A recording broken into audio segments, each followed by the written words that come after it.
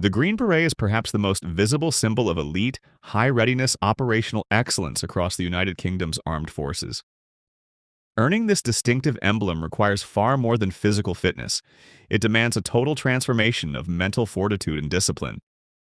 The crucible where this transformation takes place is the legendary Commando Training Center Royal Marines, nestled in Lympstone, Devon. This facility is the central hub for creating commandos, whether they are Royal Marines recruits or personnel from the Army, Navy, or Air Force seeking to join the commando cadre.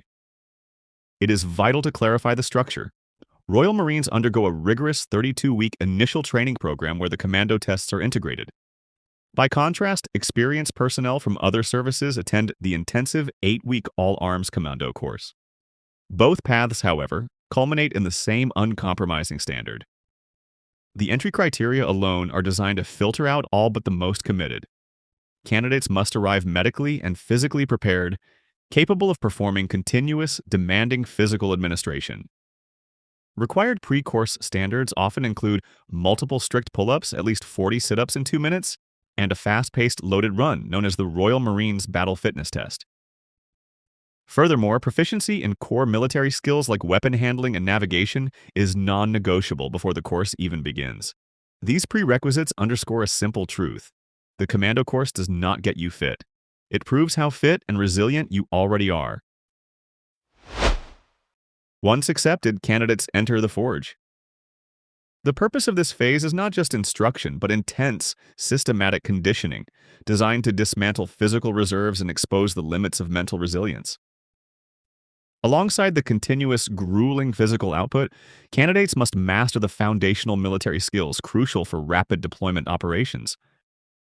This includes advanced fieldcraft, tactical navigation, signals procedures, and complex live firing exercises. Every skill must be executed flawlessly, often under acute stress and sleep deprivation. The training leverages legendary environments at Lympstone. Two of the most famous are the assault courses. The bottom field assault course requires speed and aggression, culminating in the infamous rope climbs and mud run, testing basic strength and coordination under combat load. Meanwhile, the high-altitude Tarzan assault course challenges fear of heights, agility, and above all, confidence and determination under pressure. What often proves the undoing of candidates is not the lack of strength, but the failure of administration.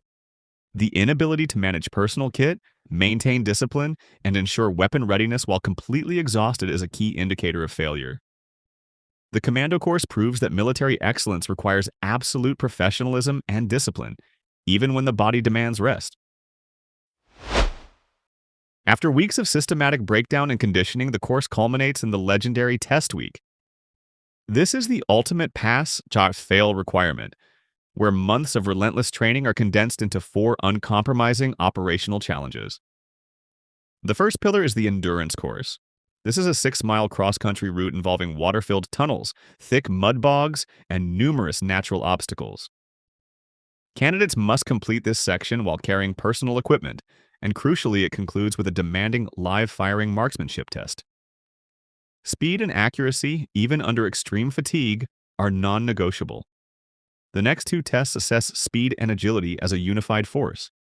This includes the challenging 9-mile speed march, where the entire unit must complete the distance in formation in under 90 minutes. Following this is the final run over the Tarzan assault course, a demanding high-altitude test that must be completed under a strict 13-minute time limit, proving confidence and control under severe physical stress. The ultimate test of the commando is the final hurdle, the 30-miler.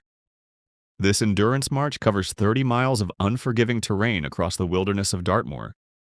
Candidates must carry their required combat equipment and complete the march in under 8 hours. This challenge is less about speed and more about testing the candidate's sheer determination and will to succeed when all physical reserves are utterly depleted. The successful completion of Test Week does not simply mark the end of a training course. It signifies the adoption of a lifetime standard, the Commando Spirit.